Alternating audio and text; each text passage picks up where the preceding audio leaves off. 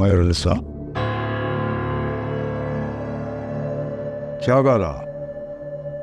तू मुखे अज कुछ मुझे नजर पे ऐ मुरी ठोबे त सुबह तू नेरन में सुठे नमूने सां न कई आहे लॻे थो त तो रात निंड बि न आहे कई न साईं अहिड़ी त का ॻाल्हि कान्हे ॻाल्हि आहे ज़रूर इहो त मां राति खां ॾिसां पियो तूं ख़ामोश आहीं हाँ साईं आई का ॻाल्हि पर डिॼां थी त किथे तव्हां नाराज़ न थी वञो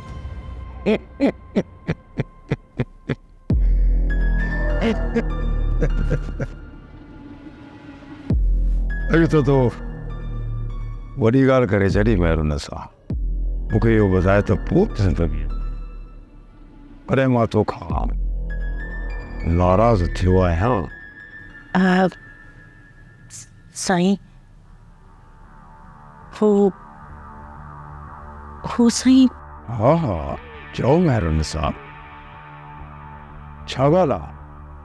कन गुलज़ार आई हुई साईं सरमत जी मां छो आई हुई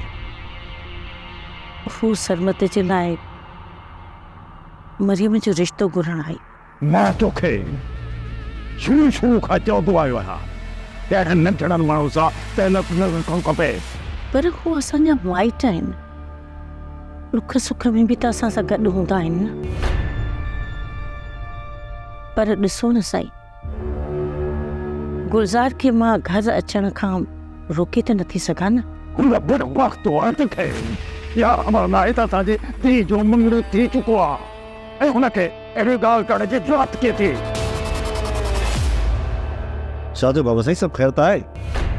कुझु बि न आहे पुटु असांजी पंहिंजी ॻाल्हि आहे पर अम्मा अॻ में त कॾहिं बि बाबा साईं तव्हां सां हिन लहजे में न आहे ॻाल्हायो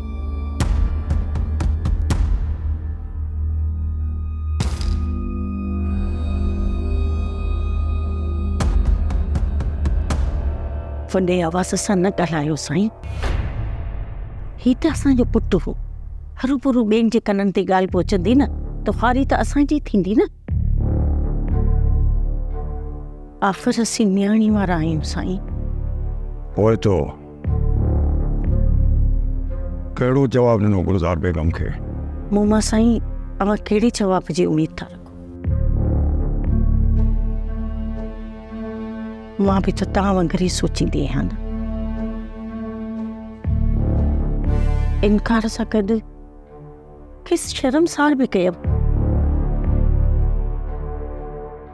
ड्रामा सीरियल मक़तल तमाम एपिसोड्स ॾिसो हाणे HD क्वालिटीअ में विज़िट करियो असांजो YouTube channel SindhTVHD drama subscribe कयो असांजो official YouTube channel SindhTVHD drama ऐं वधीक अपडेट लाइ बेल आइकन खे क्लिक करियो